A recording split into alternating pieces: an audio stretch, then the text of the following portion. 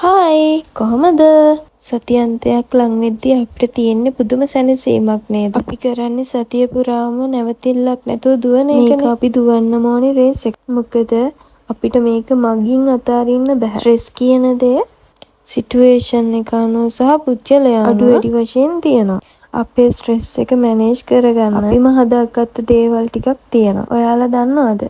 මගේ ඇබ්බැහිය නිල් අහසයි කොළ පාටයි. මට හරි ආසයි පාර දිගේ ඔහේ යන්න. ඒ ෆීලින් එක මට වචන වලින් කියන්න තේරෙන්නේ නැහැ. ඔයත් එහෙම දෙයකට ඇබ්බැහි වෙලා බලන්නකෝ. මොකද ජීවිතය කියන්නේ දුවන එකම නෙමෙයි. නැවතිල්ලේ බලන එකත් ආදරණීයම හැඟීමක්.